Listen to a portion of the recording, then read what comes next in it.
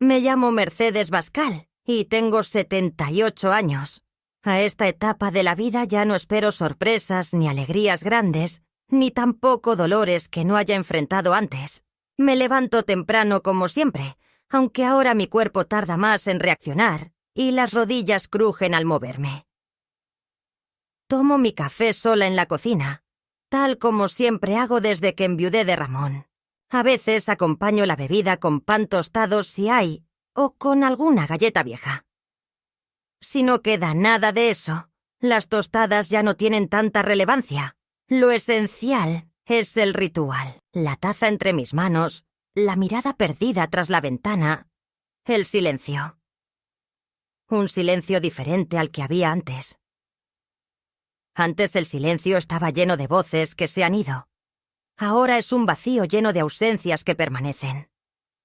Ramón falleció hace 17 años. Se marchó una mañana de abril luego de haber podado los rosales en el jardín. No hubo despedida. Un infarto se lo llevó en cuestión de segundos.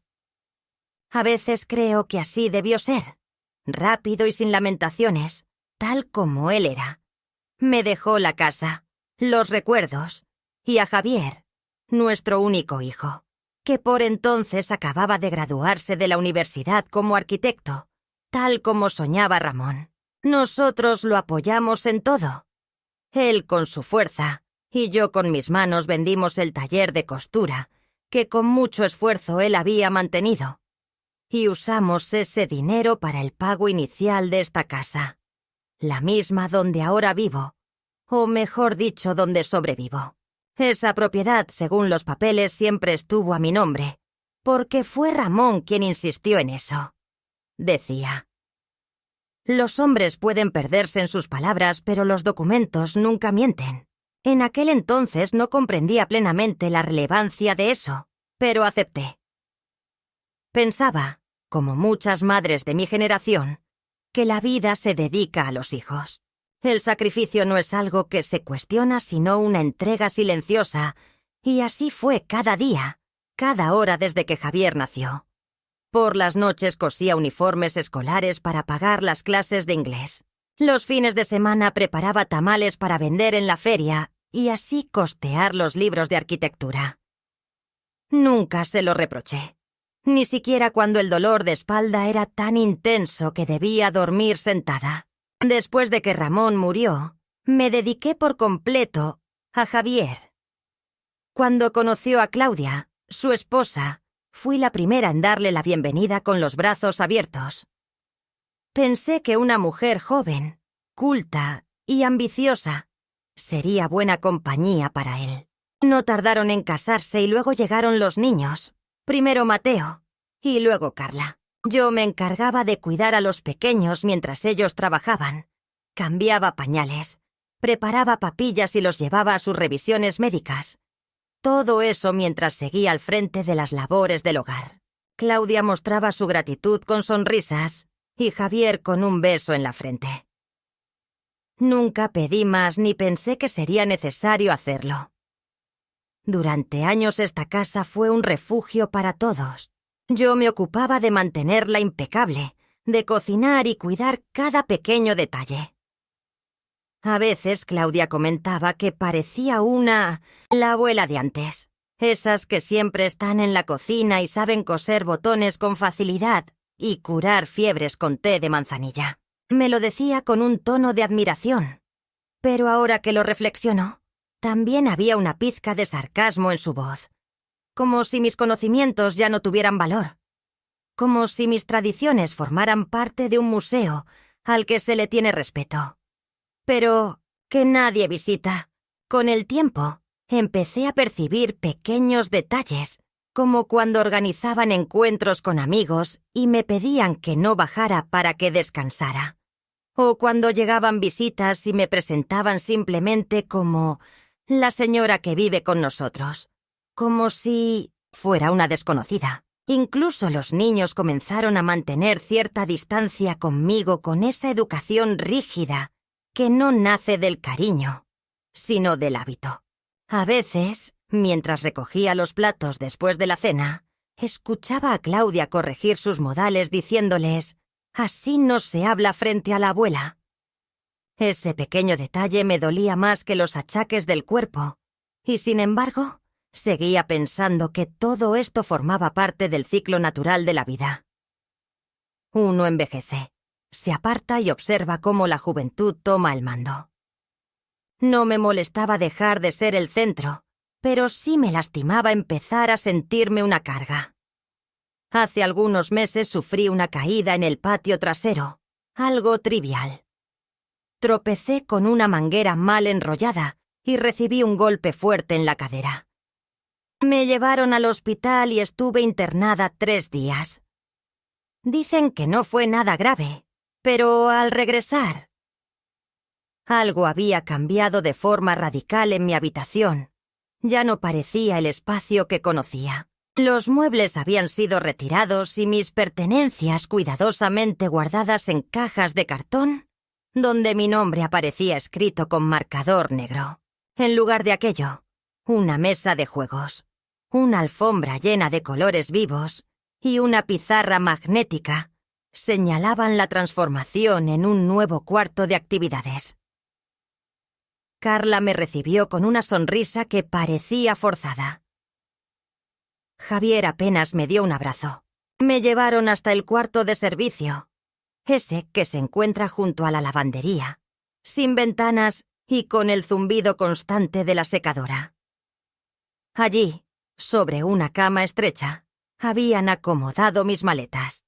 Dijeron que era por mi comodidad, que así estaría en la planta baja y no tendría que subir escaleras.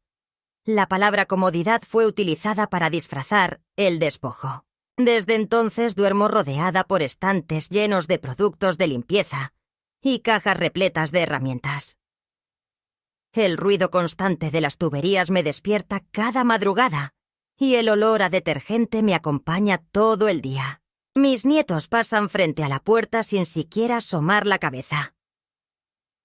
Carla ha dejado de consultarme para cualquier decisión. Mi Javier, habla conmigo lo mínimo, como si nuestras charlas fueran un trámite más en una larga lista de pendientes. Aún así, cada noche antes de dormir, repaso en mi mente las escrituras guardadas en el cajón de mi mesita de noche. Esas escrituras que demuestran que esta casa sigue estando a mi nombre. No por venganza ni por orgullo, sino porque de alguna manera, en medio de tanto olvido, necesito recordarme que todavía existo, que aún tengo cierto control sobre mi vida, aunque sea solo en el papel. Una madre puede entregarlo todo hasta llegar al punto en que se pregunta si alguna vez fue amada por lo que realmente era, y no por lo que ofrecía. La primera vez que comprendí que ya no era bienvenida en mi propia casa, fue una tarde tan gris que parecía diseñada para confirmar desilusiones. No había lluvia, pero el cielo estaba cargado de una amenaza silenciosa que flotaba en el aire, como si el clima también quisiera expresar algo sin atreverse del todo. Había salido al consultorio para un chequeo rutinario, y el médico me dijo que todo estaba bien para mi edad, aunque repitió esa frase condescendiente que tanto odiaba. A esa edad, como si los años invalidaran las quejas, como si solo se esperara que uno soportara en silencio. Regresé a casa alrededor de las 5 de la tarde con dolor en los pies por los zapatos ortopédicos y el bastón pesándome más de lo habitual. Pero no le di importancia. Pensaba en preparar algo delicioso para los niños. Unas empanadas dulces que les encantaban desde pequeños, con relleno de plátano y canela. Al entrar sentí un aire extraño, como si algo hubiera sido cambiado. No vi a nadie en la sala y caminé hacia mi habitación, que siempre fue la última junto al patio. La puerta estaba entreabierta, la empujé con cuidado y encontré el vacío. Literalmente no había cama ni armario, ni siquiera mis cortinas con pequeñas flores. En su lugar, una alfombra nueva ocupaba el centro, y sobre ella descansaban cojines de colores vivos, juegos de mesa y una tienda de campaña para niños y una mesita de plástico con crayones esparcidos por todos lados. Mis cuadros no estaban. Tampoco las fotos de Ramón del día de la graduación de Javier. Esas que yo misma había enmarcado con cartulina decorada. En su lugar había una pizarra blanca que decía «Rincón creativo de Mateo y Carla», con letras grandes y temblorosas, claramente escritas por una mano adulta intentando imitar la de un niño. Me quedé allí parada sujetando el bastón con más fuerza de la necesaria, como si al apretarlo pudiera evitar que mi mundo siguiera deslizándose bajo mis pies. El eco de mi respiración llenaba la habitación vacía, una estancia que ya no me pertenecía. Lo que más me dolió fue que nadie me lo hubiera dicho, que nadie se hubiera tomado el trabajo de preguntarme o de incluirme en esa decisión. Me despojaron del único lugar que sentía como mío en esa casa, y lo hicieron mientras yo estaba en una sala de espera, leyendo revistas viejas y sintiéndome agradecida por tener salud. ¡Qué ironía! Volví a la sala buscando una explicación. Allí estaba Claudia parada junto a la isla de la cocina revisando su teléfono. Cuando me vio, sonrió como si nada hubiera pasado y dijo: «Ay, suegra, justo te iba a llamar. Qué bueno que llegaste bien. ¿Cómo te fue con el doctor?». Le respondí con un hilo de voz que ni siquiera escuché completo. No quería hablar del doctor. Solo quería entender qué había sucedido con mi cuarto.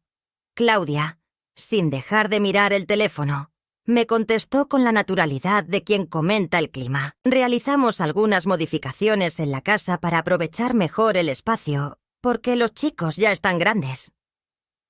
Necesitaban un lugar dedicado para estudiar y jugar, así que pensaron que podría usar el cuarto de servicio. De esta manera estaría en la planta baja y no tendría que subir escaleras. Me lo dijo como si me hiciera un favor, como si mudarme a ese rincón pequeño entre la lavandería y el garaje fuera una solución cómoda y considerada. En ese momento apareció Javier llevando en brazos una caja con mis libros y pertenencias. Me saludó con un beso distraído en la mejilla sin mirarme directamente. Me dijo: «No te preocupes, tus cosas están aquí». Ordenamos todo cuidadosamente. El nuevo cuarto tiene ventilador e incluso arreglé la lámpara para que tengas buena iluminación para leer. Hablaba con esa voz nerviosa que usaba desde niño, cuando sabía que había hecho algo mal, pero intentaba evitar un castigo. Esta vez no hubo castigo, solo una sensación amarga en la garganta, como si hubiera tragado algo que no supe digerir. Bajé la mirada hacia la caja.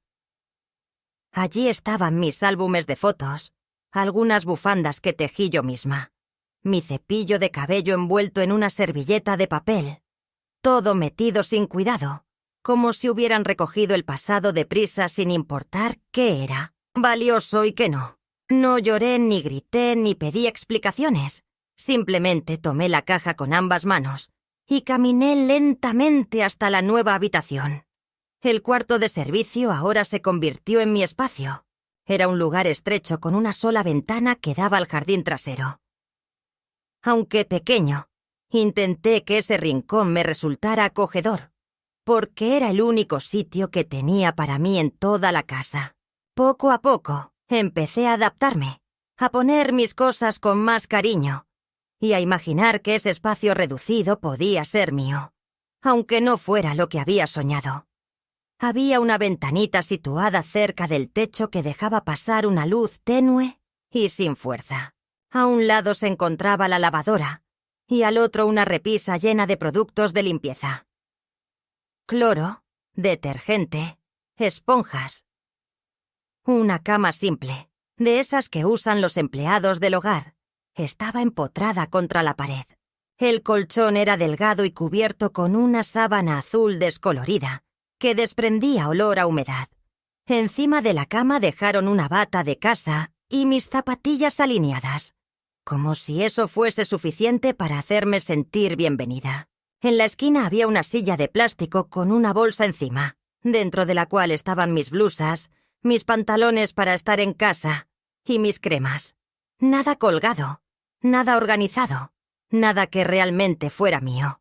Me senté despacio al borde de la cama sin soltar la caja. El ventilador emitía un zumbido constante que se mezclaba con el golpeteo de la centrifugadora. Todo el cuarto vibraba con una energía que no era vida, sino solo función. Este no era un lugar para vivir, sino para almacenar cosas. Pero ahora era mi espacio, mi nuevo rincón asignado con la misma frialdad con la que se ordena un mueble en un trastero. Me quedé allí mucho tiempo hasta que escuché pasos acercándose. Era Carla con una tablet en la mano. Me miró desde la puerta frunciendo el ceño y dijo: «¿Vas a dormir aquí, Age? Huele como a jabón feo». No supe qué responder. Solo sonreí con una ternura automática, esa que se activa por años de rutina, no por felicidad. Ella desapareció tan rápido como llegó. La noche cayó y nadie me llamó para cenar. Escuché risas provenientes de él. En el comedor se escuchaba el tintinear de los cubiertos y la voz de Javier contando algo relacionado con su empleo. Carla conversaba sobre la escuela de los niños y en ningún instante mencionaron mi nombre. Me levanté, fui hacia la cocina y serví un poco de arroz con frijoles que quedaban en una olla. Comí de pie frente al fregadero. Nadie se interesó por saber cómo me sentía. Nadie preguntó nada. Regresé a mi habitación.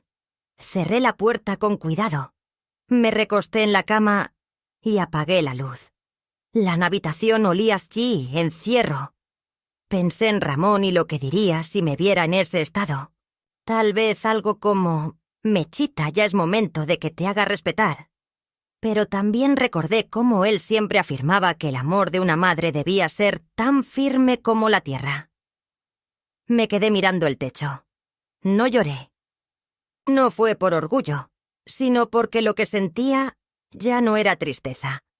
Era otra cosa, una sospecha. Sospechaba que todo el amor que había entregado había sido interpretado como una obligación, y la obligación, con el paso del tiempo, se convierte en carga. Aquella noche no dormí. Pasé horas revisando cada detalle del último año en busca de señales que no había notado. Palabras que debía haber respondido de otra manera. Gestos que ahora entendía con claridad dolorosa. Mientras hacía eso, mi mirada se desvió hacia la pequeña caja metálica donde guardaba mis documentos. Allí estaba el título de propiedad de la casa, con mi nombre escrito en tinta negra. Sólido e irrefutable. Sentí una corriente tibia recorrer mi cuerpo como un rescate, como un recordatorio. Tal vez me arrinconaron, quizás me ocultaron. Tal vez me despojaron de mi vida. Una cuarta parte de mi papel dentro de esta familia no podían arrebatármela. Era algo que me pertenecía. En ese instante, por primera vez en años, me permití pensar en algo que antes me habría parecido imposible. La posibilidad de decir basta. No con gritos ni escándalos, sino con hechos. Porque aunque los roles no sienten, otorgan poder. Y el mío seguía intacto, esperándome. Al despertar al día siguiente en aquella pieza de servicio que ahora llamaban mi habitación, sentí que algo en mi interior empezaba a transformarse. No era solo el cuerpo, que dolía más de lo habitual por haber dormido en ese colchón duro, ni el zumbido constante del ventilador que acompañaba cada pensamiento y cada latido. Era una sensación difícil de nombrar en ese momento, pero después comprendí que estaba despertando de un largo letargo de sacrificio. Durante toda mi vida me habían enseñado que ser madre significaba entrega, renuncia y anteponer siempre a los otros. Yo lo había hecho con placer y firme convicción, sin pedir nada a cambio. Pero ahora, en ese pequeño espacio entre el detergente y la escoba, entendí que esa entrega había sido tomada por sentado y desaprovechada. Habían convertido mi amor en disponibilidad, mi presencia en mera rutina y mi historia en un estorbo. Me levanté lentamente, tomé mi bata del respaldo de la silla y fui al baño a lavarme la cara. Me miré largo rato en el espejo, reconociendo a esa mujer de cabello blanco que me devolvía la mirada. con las huellas del tiempo bien visibles, pero los ojos aún despiertos. No me sentí débil, ni derrotada. Me sentí cansada. Sí, pero también consciente. Me cepillé los dientes con la serenidad de quien entiende que aquel día requería una actitud diferente, una forma distinta de respirar en la cocina.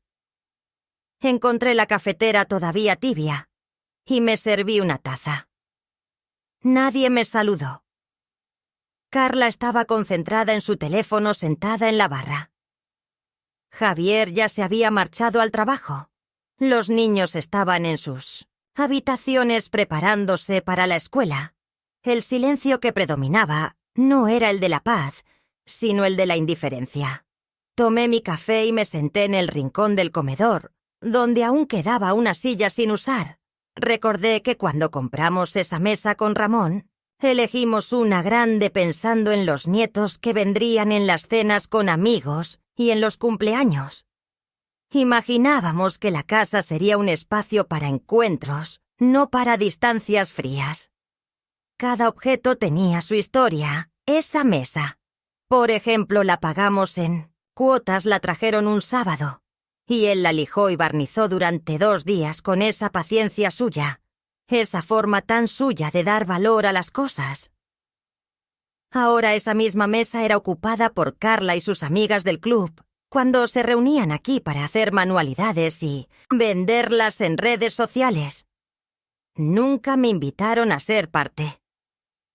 Me pregunté si sabían que yo solía coser blusas para todo el barrio, que había confeccionado trajes de primera comunión, que mi trabajo ayudó a mantener esta casa. Cuando Javier aún soñaba con ser arquitecto, ese día no realicé grandes cosas. Doblé mi ropa con cuidado y limpié mi espacio. En un momento tranquilo organicé mis papeles y cuando estuve sola, marqué a don Horacio, el abogado que nos asistió con los trámites de la vivienda hace casi 30 años. Me respondió con esa voz profunda y calmada que no había cambiado y me reconoció de inmediato. «Doña Mercedes», dijo con alegría. «Es un placer escucharla después de tanto tiempo». Le expliqué lo esencial sin exagerar ni dramatizar. Simplemente relaté los hechos. Él no hizo muchas preguntas. Me escuchó con atención y después comentó: «Lo que está a su nombre es suyo, y si alguien no lo respeta dentro de su propio hogar, tiene el derecho total de tomar sus decisiones.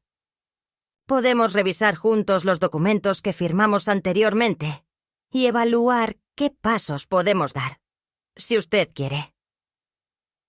Pedí una cita para la semana que venía, y él aceptó encantado. Colgué sintiendo por primera vez en mucho tiempo que contaba con una herramienta, no con una amenaza, sino con una base firme donde aún podía sostenerme. Esa misma tarde, cuando Javier regresó del trabajo, le pregunté si tenía tiempo para conversar. Me respondió que estaba agotado y que mejor lo dejábamos para el día siguiente. Lo entendí. Lo había comprendido toda la vida, así que no insistí. Sin embargo, tomé nota mental. Durante los días posteriores empecé a fijarme en cada detalle desde una perspectiva distinta. Observaba cómo los niños entraban en mi antigua habitación sin siquiera saludarme. Veía cómo Claudia mencionaba sus planes para renovar la cocina sin consultarme, a pesar de que fue mi ahorro el que financió la remodelación inicial. Escuchaba sus llamadas telefónicas donde hablaba de sus propias intenciones. «Cuando tengamos la casa a nuestro nombre, vamos a hacer una ampliación», dijo alguien emocionado.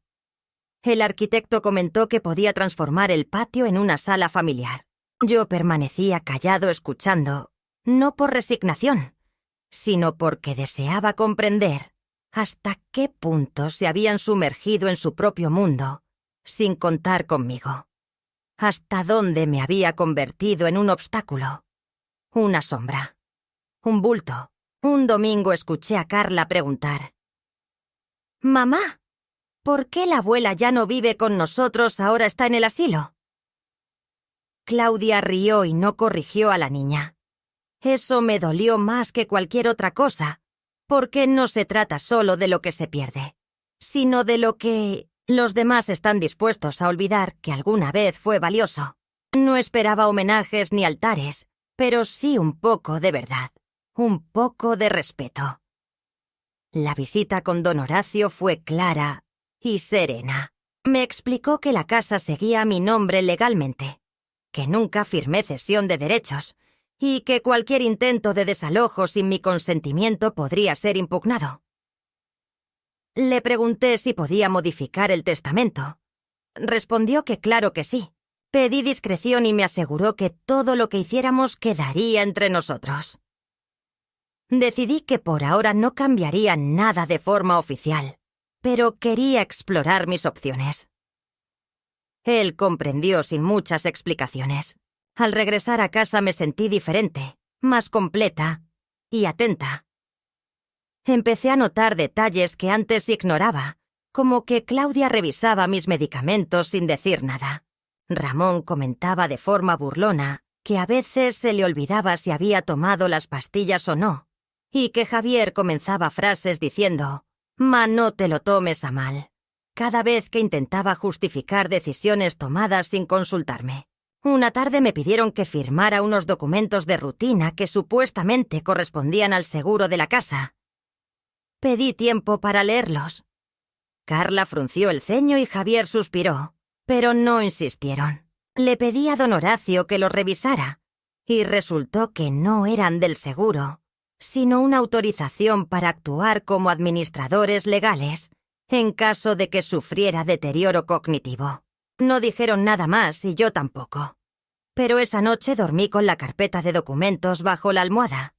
Una mañana, mientras limpiaba mi pequeño cuarto, encontré una nota escrita por Mateo que en realidad era un dibujo.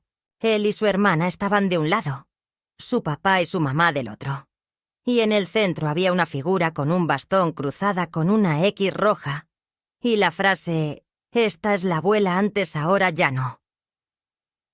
Él lo había dejado caer entre sus cosas sin darse cuenta.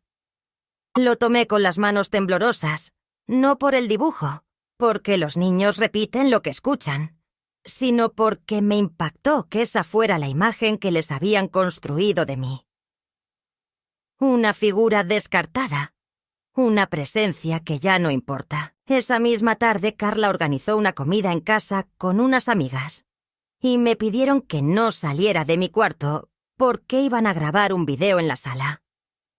Me dejaron una bandeja con una torta que no me gustaba y una nota que decía, con una sonrisa leve, me sentí como una paciente en un hospital.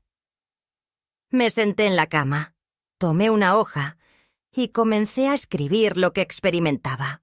Relaté todo desde el día en que compramos la casa hasta la primera vez que me hicieron sentir invisible.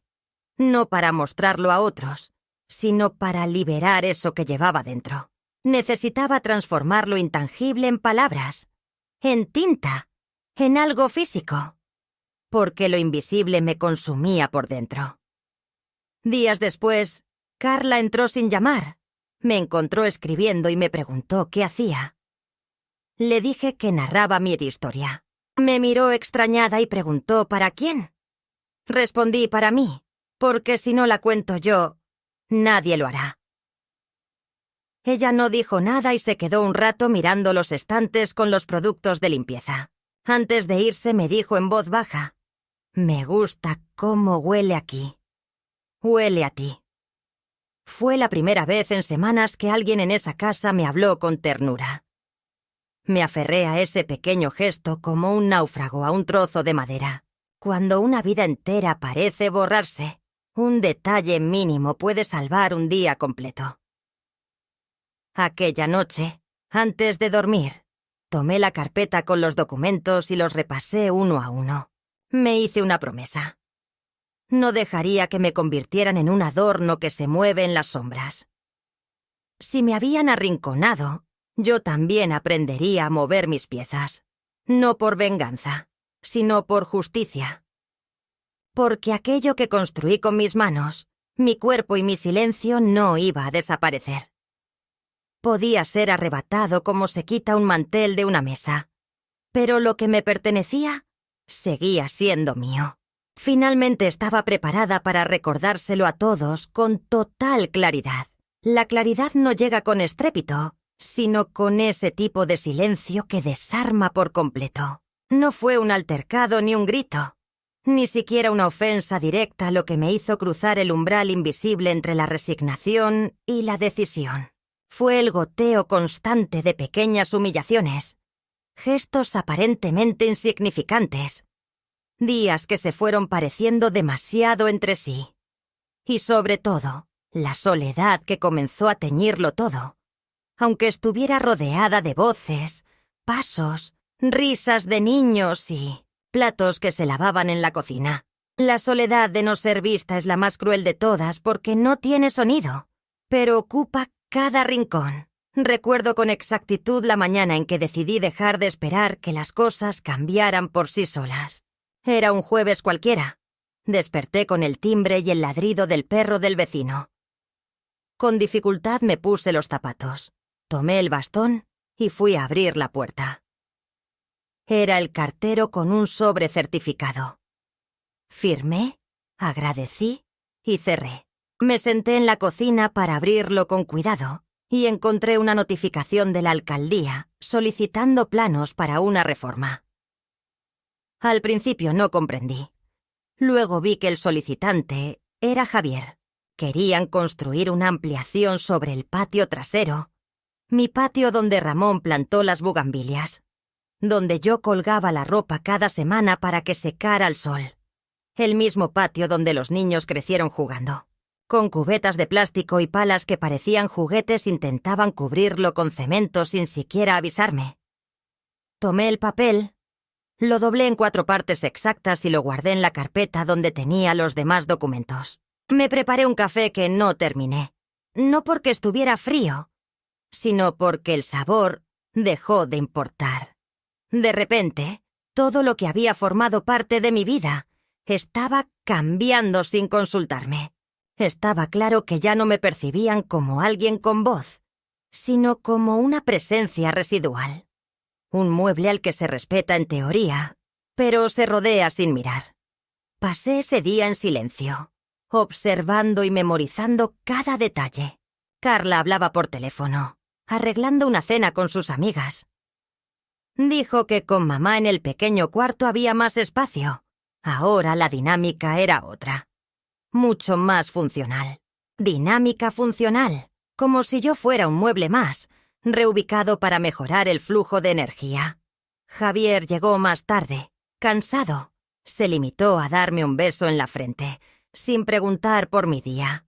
Y yo tampoco dije nada. Esa noche me acosté temprano, pero no pude dormir. Repasé en mi mente los nombres de todas las personas que alguna vez me ofrecieron ayuda o me mostraron una sonrisa sincera, y me sentí vacía. Mi mundo, que antes estaba lleno de rostros, ahora parecía un salón desierto. Entonces pensé en Carla, en su comentario sobre el olor del cuarto, en su mirada cuando me vio escribir. Y comprendí que tal vez aún existía la posibilidad de dejar una huella, de no desaparecer por completo en aquel espacio.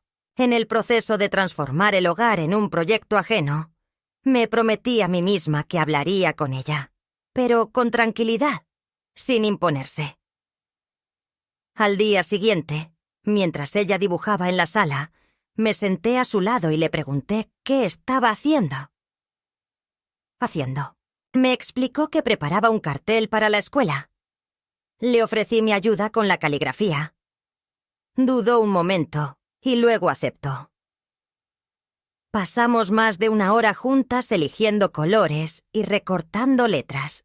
En un instante me miró y dijo: «Ah, tú hiciste cosas de verdad antes». Sonreí y le conté que yo había confeccionado los trajes de graduación de muchas niñas del barrio, que cosí el vestido de novia de su madre y que incluso colaboré en diseñar el logo del primer estudio de arquitectura de su padre. Ella me miró con genuino asombro y preguntó: «¿Y por qué nadie dice eso?». Respondí: Porque a veces, cariño, la gente olvida lo que no le conviene recordar. No dijo nada más, pero me abrazó. Ese abrazo fue mi primer alivio en semanas. No fue el alivio de que algo cambiara afuera, sino la esperanza de que aún podía cambiar algo dentro de mí. Decidí comenzar a actuar y mover mis propias fichas, no de forma dramática ni ruidosa, sino con la firmeza que solo da la experiencia. Hice una lista de tareas. Primero aseguraría todos los documentos. Los llevé a una notaría para obtener copias certificadas. Dejé una copia con don Horacio y guardé otra en una caja de seguridad bancaria. Luego hablé con un contador recomendado por una amiga de la juventud, con la que retomé contacto. Revisamos mis cuentas, los aportes a la casa y las transferencias que había realizado. A lo largo de los años hemos ido registrando todo, no por pleitos sino por orden. Un día, mientras Carla salía con unas bolsas, me acerqué a Javier y le pedí que me acompañaras a tomar un café. Me miró sorprendido. Dijo que tenía mucho trabajo, pero insistí y finalmente aceptó. Fuimos a una cafetería cerca del parque donde solía ir cuando era niño. Pedimos café con leche y pan dulce y empezamos a conversar del clima, de los niños y de cosas sin mucha importancia. Luego le dije: Javier, necesito que me escuches. No que me respondas ni que me des explicaciones. Solo que me oigas como cuando eras pequeño y te contaba cuentos. Se quedó en silencio. Bajó la mirada. Entonces comencé a contarle cómo me sentía, cómo haber sido trasladada forzosamente al cuarto de servicio me dolía cada día más, no en el cuerpo, sino en el alma. Le expresé que no quería pelear. Solo quería que supiera que no era ciega, ni sorda, ni tonta, que sabía lo que estaba ocurriendo, que los papeles estaban en regla y que tenía opciones. Pero antes de decidir algo, quería hablar con él como madre y como mujer. Javier no dijo mucho. Solo murmuró que no sabía que me sentía así. Le contesté que eso era justamente lo que más dolía, que no lo supiera. Terminamos el café en silencio y regresamos a casa sin mencionar más el tema. Pero algo había cambiado. Lo noté en sus ojos, en cómo esa noche me dejó un vaso de agua junto a la puerta de mi cuarto, y en cómo al día siguiente me preguntó si necesitaba algo más. El supermercado, Carla, por otro lado, parecía percibir el cambio y no le agradaba en absoluto. Se volvió más seca, más atenta a mis movimientos. Empezó a vigilar cada cosa que hacía. Me interrumpía las charlas con los niños y sugería que debía tomar descanso. Decía que a mi edad, suegra, el estrés podía ser peligroso. Incluso insinuó que tal vez debería pensar en una residencia, solo por si pasaba algo. No contesté, pero empecé a guardar todo lo valioso en una maleta. No porque planeaba irme, sino porque quería estar preparada. Una mujer que se prepara ya no es vulnerable. Se convierte en una amenaza invisible. Cada noche continuaba escribiendo. Al terminar el día, anotaba lo que había experimentado, sentido y descubierto. Mis cuadernos se llenaban de palabras que eran mi defensa, mi reflejo, mi testimonio. Comencé a leerlas en voz alta dentro de mi habitación. Me escuchaba hablar como si fuese alguien más, pero esa alguien más era yo sin miedo. Era yo diciéndome a mí misma: no te borraron, Mercedes, solo se olvidaron de observarte bien. Un domingo por la tarde, mientras todos salían, me senté en el patio. Las bugambillas seguían allí, tercas, floreciendo con atrevimiento en las grietas del concreto. Las miré durante largo rato. Pensé en Ramón, en la joven que fui, en la madre que fui, en la mujer que todavía soy. Con voz baja y una nueva seguridad me dije: no me van a mover como una caja más en esta casa, porque esta casa es mía, y aún tengo las llaves. Fue una tarde. Era un viernes con ese aire inmóvil que acompaña a las decisiones trascendentales. Finalmente comprendí que no bastaba con tener claridad, ni con anotar en cuadernos o hacer copias de documentos. Había llegado el momento de actuar, de dar un paso firme no para causar daño, sino para volver a situarme en el lugar que me correspondía. Habían pasado tantas semanas desde que me relegaron al cuarto de servicio, desde que Claudia dejó de verme como madre y comenzó a tratarme como una tarea pendiente en su lista de organización del hogar. A veces dudaba si todo aquello que experimentaba era real o una pesadilla extensa, mal tejida por el hábito de ceder. Pero no era un sueño, cada gesto lo confirmaba. La indiferencia, la reorganización sin consultarme, la ausencia de un simple ¿cómo estás? Todo tenía peso. Lo más grave no era el espacio físico, sino la manera en que me desdibujaban día tras día, como si mi historia fuera un estorbo. Aquella tarde los niños estaban en casa de una ariapiga de Carla. Javier todavía no había regresado del trabajo y ella preparaba la cena con un grupo de conocidos. Dispuesta la mesa con vajilla especial, revisaba cada detalle con ese perfeccionismo algo orgulloso que fue adquiriendo con el paso de los años, como si toda su identidad descansara en la imagen que proyecta frente a los demás. Yo la miraba desde la cocina fingiendo ocuparme del pan, aunque en realidad repasaba el plan en mi cabeza una y otra vez, hasta sentirme segura de que nada escaparía a mi control. Sabía que al escapar enfrentaríamos reacciones intensas, tal vez surgirían lágrimas y palabras llenas de reproches o señalamientos, pero lo que no habría sería una vuelta atrás. Horas más tarde, cuando los invitados estaban a punto de llegar, me acerqué a Claudia con la serenidad que solo la convicción otorga, y le pedí un momento privado con Javier esa misma noche, porque era vital. Ella me miró de reojo, molesta, como si interrumpiera su puesta en escena habitual. «Puede esperar hasta mañana, hoy tenemos invitados». Respondí que no, que era indispensable que fuera esa misma noche. En ese instante, su voz cambió a ese tono dulce pero falso que solo usaba cuando se sentía amenazada. «Bueno, si insistes, pero hazlo rápido, no quiero que afecte la cena». Me retiré a mi pequeño cuarto de servicio que ahora ya no me parecía tan opresivo, porque en el fondo sabía que pronto dejaría de ser mi prisión. Sobre el escritorio había una carpeta con copias del título de propiedad, una carta para Javier y otra para Carla, con la ternura de una abuela que no quiere que la historia que contó a su nieta sea la única verdad. Guardé todo en mi bolso junto con mi móvil y la llave de la caja fuerte que todavía estaba en mi habitación anterior, oculta detrás de un falso fondo en el armario, un lugar que por suerte no revisaron durante la redecoración.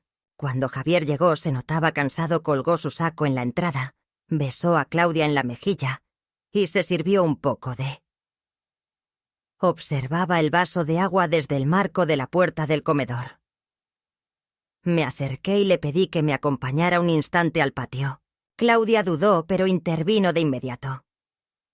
«Javier, ya están por llegar los invitados», dijo con preocupación. «No puede ser, después», respondí.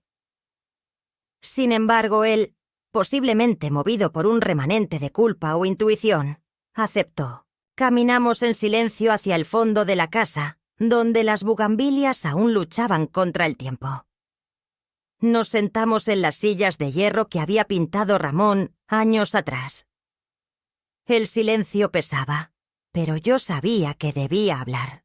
Saqué la carpeta y la puse sobre sus rodillas. Javier la miró sorprendido. «¿Qué es esto, mamá?», preguntó. Le pedí que la abriera y comenzó a hojear los papeles. El título de propiedad, la escritura firmada por Ramón y por mí, los registros notariales de los aportes económicos que hice durante todos estos años. Javier, fue entonces cuando lo expresé con firmeza, sin vacilar ni temblar, porque ya no puedo seguir viviendo en una casa donde no se me respeta. Necesito que sepa que legalmente esta casa me pertenece. Todo lo que tienes ahora se levantó sobre lo que tu padre y yo construimos con nuestras manos, nuestros ahorros y noches sin dormir.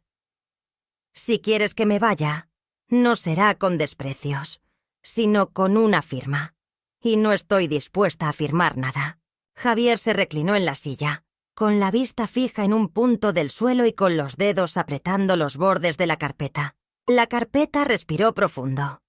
Mamá, nadie desea estar solo. Solo las cosas han cambiado. Respondí que sí cambiaron, pero no por una evolución natural, sino por una decisión. No se trataba de un espacio físico, sino de un lugar emocional que me habían desplazado no por falta de metros cuadrados, sino por falta de voluntad. Le hablé del dibujo de Mateo, de las palabras de Carla, de cómo Claudia me llamaba a ella en lugar de mamá cuando conversaba con sus amigas. Le comenté sobre el olor a encierro en el cuarto, del ventilador que no permitía dormir, de las ocasiones en que me dejaron comida fría en una bandeja como si fuera un objeto olvidado. Él no contestó inmediatamente, parecía estar procesando todo con dificultad. Finalmente dijo: No sabía que era tan grave. Le dije que no esperaba una reacción inmediata, solo claridad, y que si no podía darme un espacio digno, entonces debería prepararse para vivir en otro lugar, porque lo que estaba en juego no era solo la casa, sino mi dignidad. Regresamos al interior. Claudia nos miró con desconfianza. Yo pasé de largo. Subí a mi habitación y me senté frente al pequeño ventilador. Sabía que la charla no terminaría ahí. A la mañana siguiente. Claudia explotó.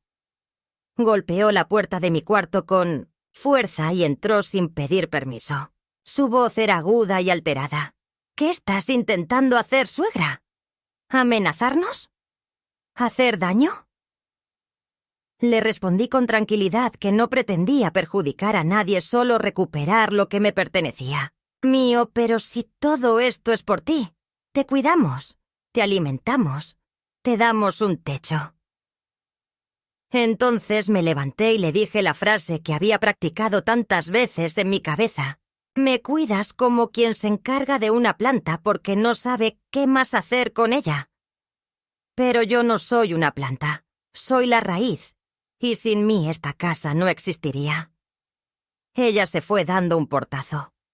Claudia apenas me dirigía la palabra, y Javier estaba confundido, atrapado entre su lealtad a su madre y la tranquilidad de su hogar. Carla me miraba con ojos grandes y silenciosos. Sabía que algo importante estaba pasando.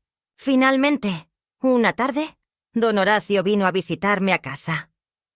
Nos reunimos en el patio y él trajo unos documentos, una opción legal para formalizar la cesión parcial del uso de la propiedad sin perder la titularidad. Me explicó que era un modo de proteger mis derechos sin necesidad de llegar a un juicio. Le agradecí y me sentí apoyada, pero le pedí que esperara unos días antes de hacer cualquier trámite. Aún conservaba una pequeña esperanza de que Javier actuara con justicia, no por temor, sino por entendimiento. Aquella noche, Javier me llamó a su estudio y me ofreció una silla. Parecía cansado, más envejecido que de costumbre. Me dijo: Mamá, he estado pensando mucho en todo esto. Y me miró a los ojos con tristeza. Con sinceridad acepto que hemos fallado. Reconozco que no supimos protegerte como merecías, y no deseo que esto termine mal. Me conmovió. Le pregunté qué pensaba hacer. Me dijo que hablaría con Claudia, que establecería límites y se encargaría de que mi espacio fuera respetable. No pedí promesas, solo asentí. Sin embargo, Claudia tenía otras intenciones. Al día siguiente, cuando Javier salió a trabajar, me enfrentó en la cocina diciendo: Mira, suegra, no voy a permitir que destruyas esta familia.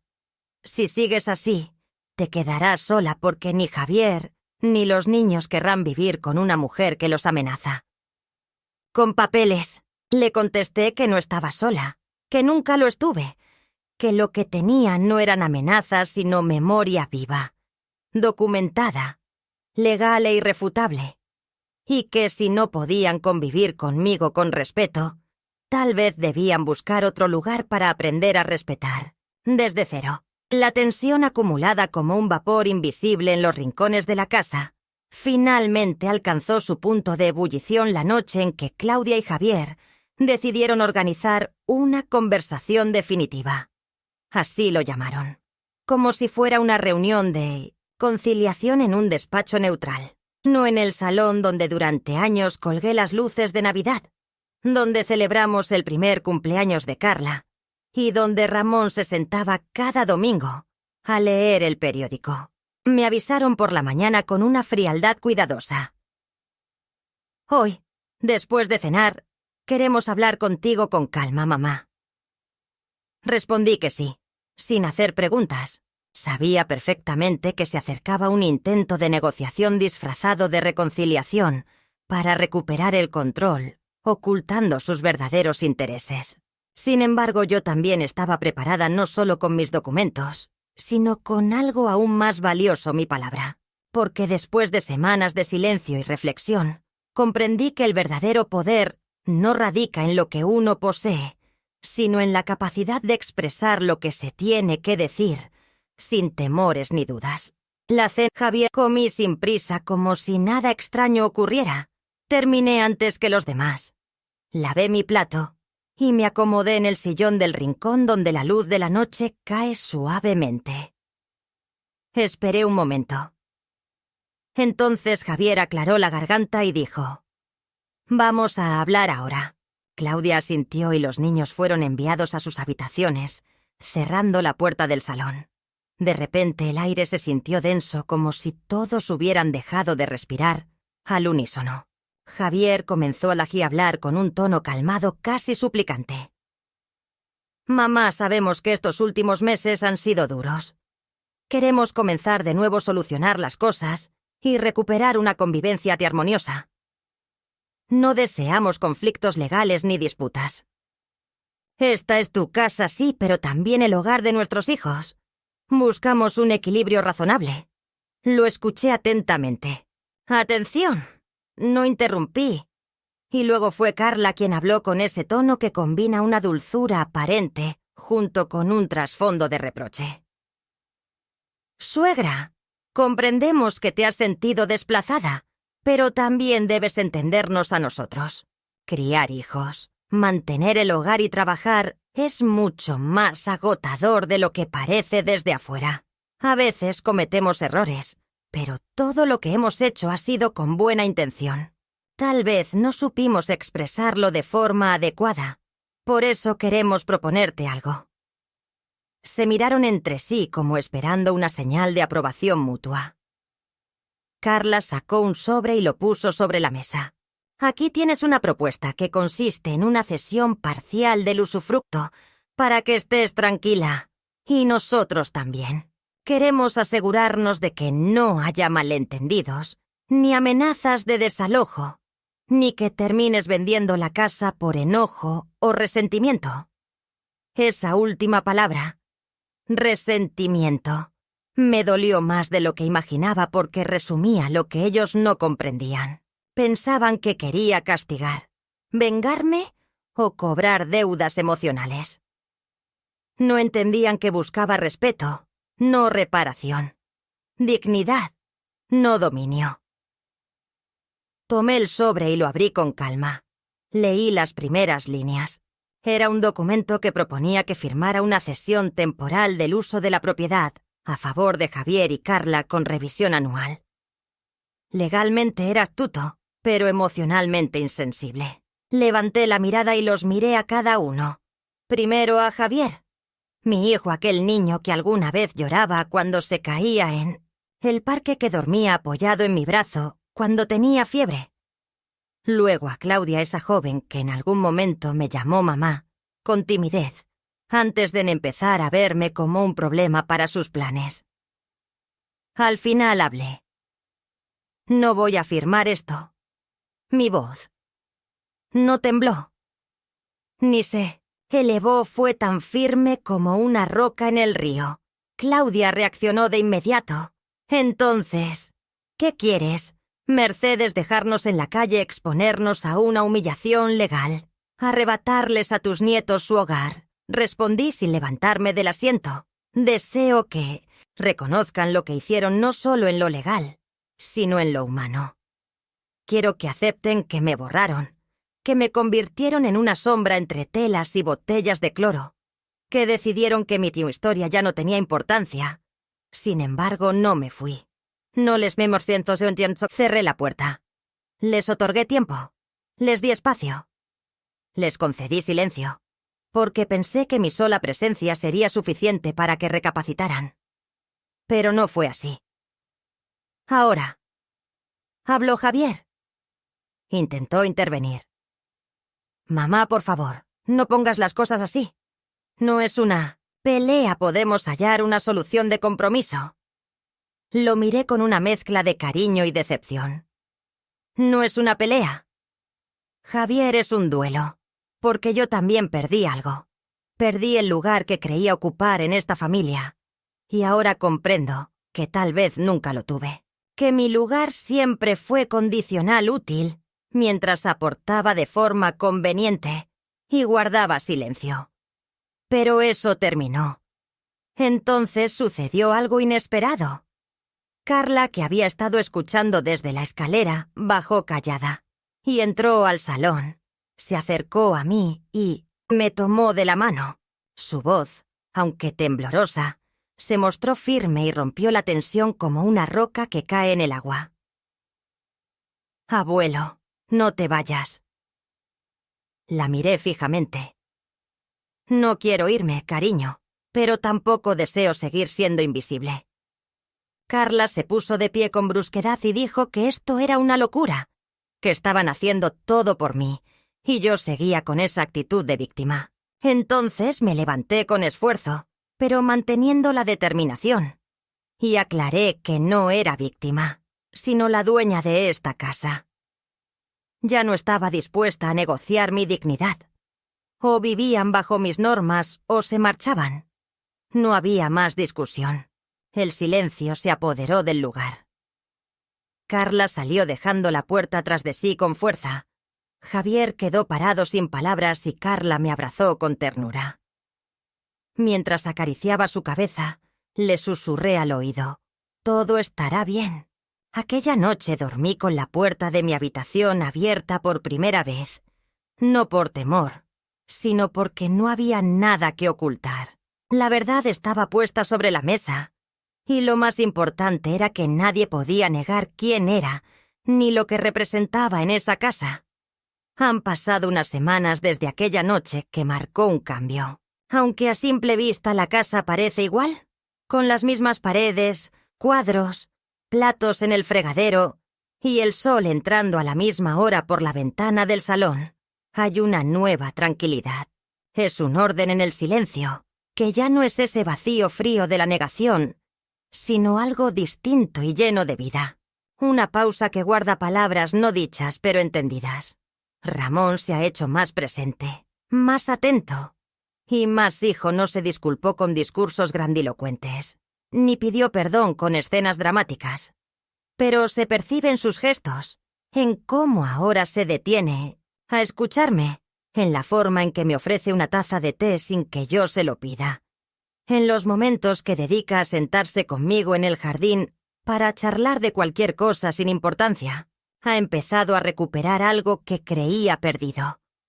Esa mirada que me dirigía cuando era niño, que expresaba sin necesidad de palabras que yo era su refugio y su certeza. Carla, en cambio, camina sobre una cuerda floja entre el orgullo y la conveniencia. Se muestra amable e incluso servicial a veces, pero aún se nota incómoda en la forma en que fuerza la sonrisa, en cómo evade cualquier conversación profunda, en la manera en que me trata con una cortesía exagerada que no logra esconder la distancia. No la confronto ni provoque. Simplemente me limito a estar presente, como siempre lo hice, pero ya no desde las sombras, sino desde una presencia que aprendí a mantener sin justificar. Mateo me visita todas las tardes después de la escuela. Se sienta a hacer sus tareas en mi habitación, que recientemente fue redecorada con cortinas nuevas y una lámpara que no parpadea. A veces comparte secretos que no dice a la mesa. Me cuenta cómo le fue en un examen, cómo una compañera la hizo llorar, o que le gusta un chico pero no sabe si revelarlo. La escucho con paciencia y atención, porque sé que esas pequeñas confesiones guardan mucho significado. No me resulta difícil porque surge del amor y no del sacrificio. Le he enseñado a enfrentar la vida contándole relatos sobre su abuelo Ramón, sobre cuando su padre era un niño, sobre cómo entre los dos construimos cada espacio de esta casa. Me observa con una mezcla de sorpresa y ternura, como si estuviera descubriendo a alguien que antes no veía. Quizá este es el regalo más inesperado de todo este recorrido. Reencontrarme con mi nieta en un nivel donde no solo soy la abuela que la cuida, sino la mujer que tiene historias que compartir. A veces me siento en el patio, cerca de las bugambilias, y reflexiono sobre todo lo que sucedió. No con rencor ni tristeza, sino con una tranquilidad nueva para mí. Comprendo que se puede vivir toda la vida dando sin detenerse a valorar lo que se recibe. Que el amor no debe ser medido, pero sí merece respeto. El respeto no es una recompensa. Es la base firme sobre la cual podemos vivir sin temor. No fue sencillo llegar hasta aquí. Tampoco agradable, rápido o sin dolor, pero fue necesario. Porque quedarse en silencio cuando te han borrado no es humildad, sino complicidad con la injusticia. El documento legal permanece guardado en el cajón de mi mesa de noche. No fue firmado y no será necesario, porque lo que realmente necesitaba no era un papel que me autorizara ya a estar aquí, sino una casa que me haga sentir que pertenezco. Y si alguna vez vuelven a olvidarlo, si la memoria de esta historia comienza a desvanecerse otra vez, tengo las herramientas para recordarlo. Palabras, cuadernos, memorias y la voz para repetirlo. Ya no vivo en el cuarto de servicio, sino en mi hogar.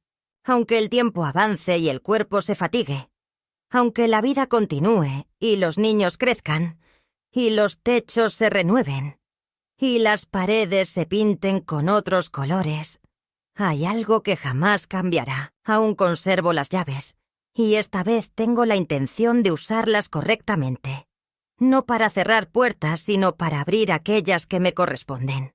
No para encerrarme, sino para ocupar con dignidad cada espacio que contribuí a edificar.